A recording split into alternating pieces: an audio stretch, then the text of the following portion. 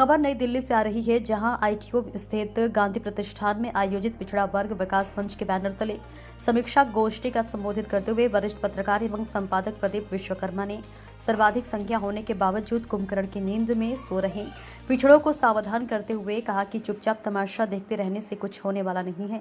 यदि इसी तरह से आरक्षण का शोषण बर्दाश्त करते रहे तो वह दिन दूर नहीं जब संवैधानिक अधिकारों से भी वंचित होना पड़ेगा।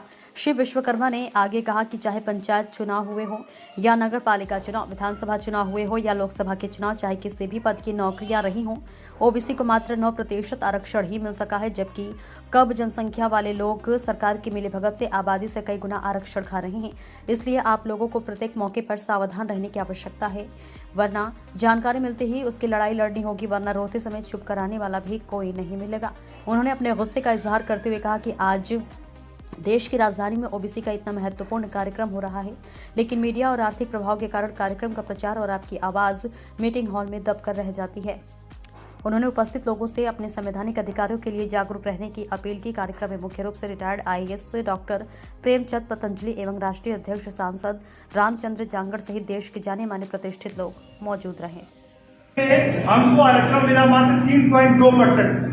लड़ाई लड़ी, एसटी का 1200 पोस्ट खा गए, लड़ाई लड़ी तब उसको एसटी में कन्वर्ट किया, पिछड़ों को पूरा आरक्षण नहीं दिया, 9.2%। अभी पंचायत के चुनाव में मात्र 9%, 9.2% पंचायत की वैकेंसी में दिया।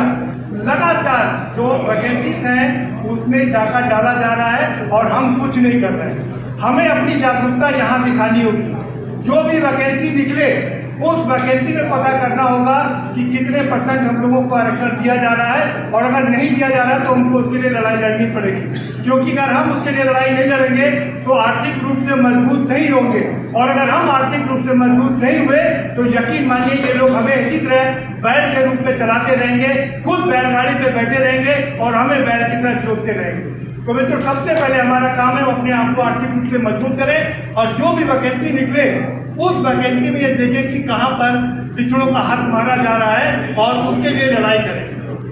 सबसे बड़ी बात जानकारी करें, उसके बाद उसकी लड़ाई करें, तभी हम आगे बढ़ सकते हैं। और दूसरी सबसे बड़ी बात है, क्योंकि मैं पत्रकार बिरादरी से आता हूं, मैं पत्रकार हूं, विश्वकर्मा का पत्रकार हूं, पिछले 32 साल से पत्रकारिता कर रहा हूँ। करीब 8 चैनल लॉन्च कराए मैंने, टाइम्स ऑफ इंडिया में भी रहा, हिंदुस्तान राष्ट्रीय सहारा में भी रहा मैं, और मैंने जयपुरिया में 8 साल पढ़ाया।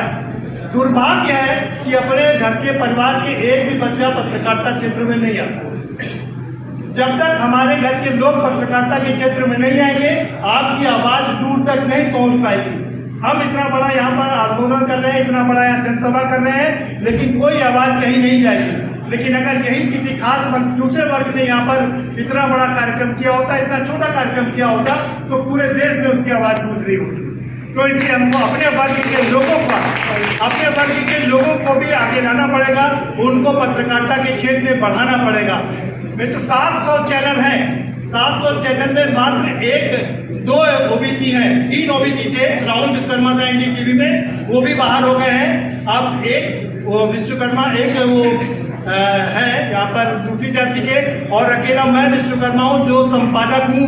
700 चैनल में खाली एक पिछड़ा वर्ग का व्यक्ति है जो संपादक की पोस्ट पर है, कहीं तो कोई है नहीं, तो कहाँ से आपकी आवाज उठेगी? इसलिए सबसे बड़ी बात यह है कि आपको अपने बच्चों को इस पत्रकारिता क्षेत्र के लिए भी आगे लाना पड़ेगा, अपने सफाई बनाना पड़ेगा। जैसे एक बच्चे को पत्रकारिता में भेजना ही पड़ेगा, जिससे कि वो आपकी आवाज बन सके, आपके लोगों की आवाज बन सके और देश की आवाज बन सके।